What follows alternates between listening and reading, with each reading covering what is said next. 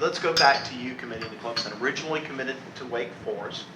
They were one of the first schools in on you. What, made you decide to kind of back off of that? And, Oklahoma, Notre Dame were in on it. I think I remember Clemson. What kind of made you decide to back off on that and then, start really giving Clemson a heavier look? I think, like, in my heart, when I committed to Wake, it was just kind of something that I had dreamed about because I had told myself, like, before the season, I kind of wanted the recruiting process to be over. So it was one of them things. I felt comfortable there. I really liked the coaching staff. I liked what they were doing with the program. But on all my visits I had taken, like, that spring and that summer, like, Clemson, I felt like had been the most honest with me. Coach Kine especially. Like, I came to camp, I had a real good day. Him and Coach Sweeney were, like real heavy on me. And then I had a meeting with them in their office, and he was just kind of like, a lot of coaches won't tell you this, but, like, based on the recruiting board is how offers kind of go out. And at that time, they were kind of waiting on two other guys or one other guy ahead of me to kind of make a decision. So, like, just seeing the coach being that honest with me about it showed me that he cared. So when I real life, like, did get the offer, it was just like I wanted to sit back and think I didn't want to just let it kind of be something I just post and just for the looks. I, like, real life thought about it. And then when it came down to the final decision, it wasn't that hard after the OV because, I mean, no one likes to lose, but just seeing the coach's mindset, like, really, like, showing football isn't everything, even after the loss, Coach Sweeney and the staff and some of the players being able to have a good time after that game, and even, like, with how heartbreaking it was, just being able to come and show that it's bigger than football here and it's not just, like, all talk. So that really drove me here for real. Your head coach at North Dakota, him and Mickey kind of have a relationship, and he said he called Mickey and said, you really got to get eyes on this kid. He's going to be special. How does that how does that make you feel to know you got a head coach that's not only looking out for you, but trying to help you out along the way? Yeah, Coach Hart, he reminded me of kind of like a lot of people on this staff.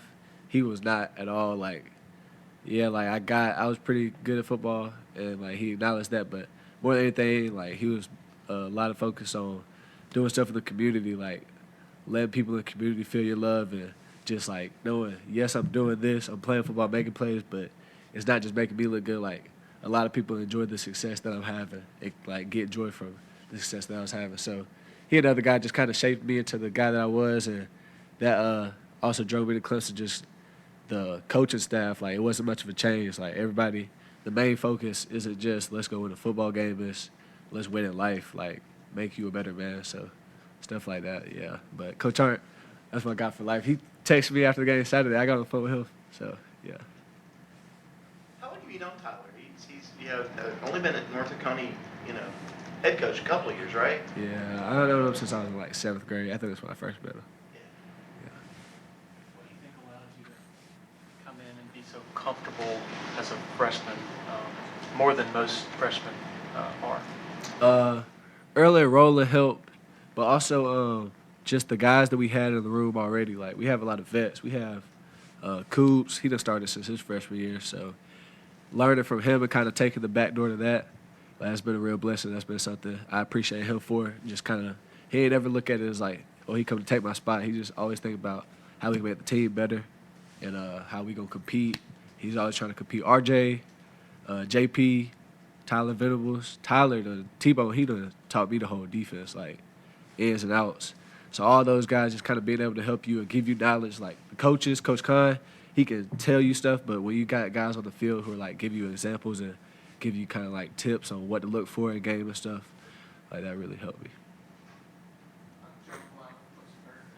So I know you were recruited as an athlete, so were there any places where potentially you could have played receiver, and why do you think safety was the position for you? Notre Dame wanted me to play receiver. Oklahoma, it was one of those things where they said, like, come in, see where we need you better, like, need you more at. And then a couple of smaller schools wanted me for receiver. But I got into the defensive side because Dale McGee, he's over at UJ, but one of my best friends, his name is Austin.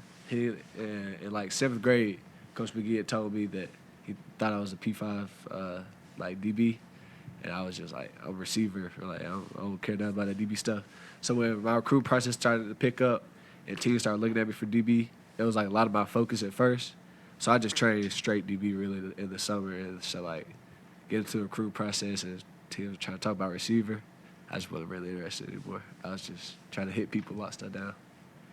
Did your coach tell you what he saw in you in 7th grade that you were power class? He was just like, I think that you're gonna end up being a Power 5 DB.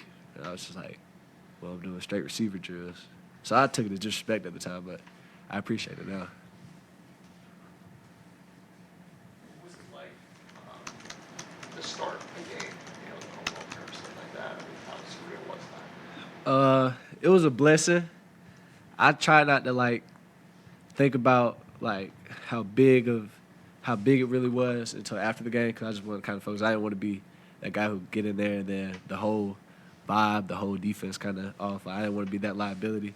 So really last week, with Cooper, he really helped me with preparation. Like we spent a lot of time talking, and we were in the film room. He was right beside me, kind of just telling me things to look for, saying things that he looks for in film.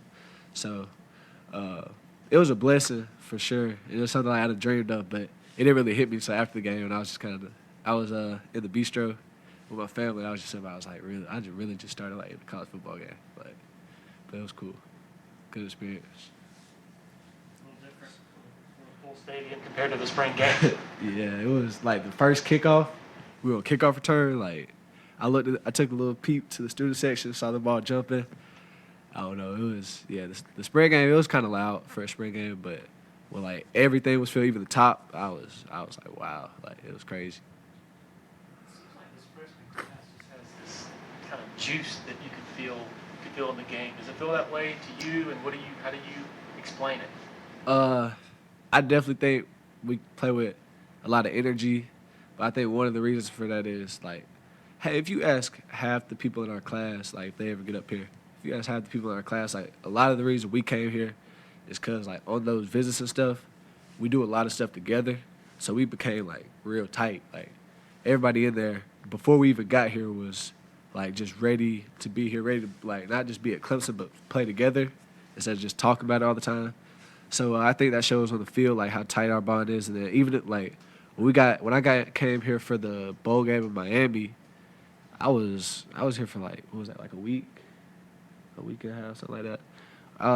However long I was here, like even in the locker room, like the older guys, they welcomed us in like family. So when you see guys like Sapp score and you see the whole sideline go crazy, it's not just because like it's a game and he scored a touchdown. It's because like we like really are like a family, and us like being that tight, we just all want to see each other succeed.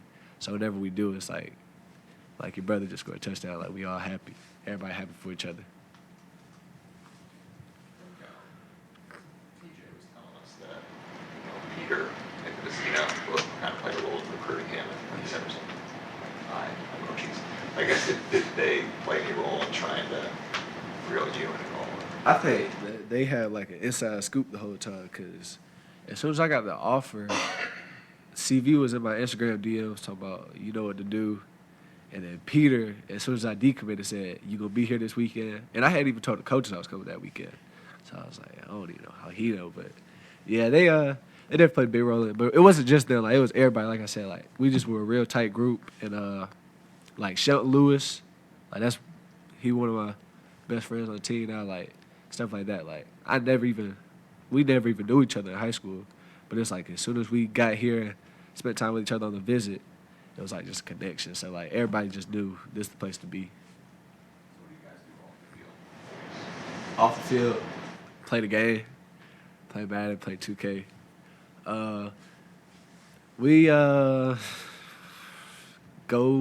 We'll go to the mall up in Greenville, and then we both from Georgia. Me and Shelt and Jamal really from Georgia. So if we get like a long time off, we'll just kind of go home and we'll hang out with each other there and go work or something. But right now, we just all kind of been locked in on the season.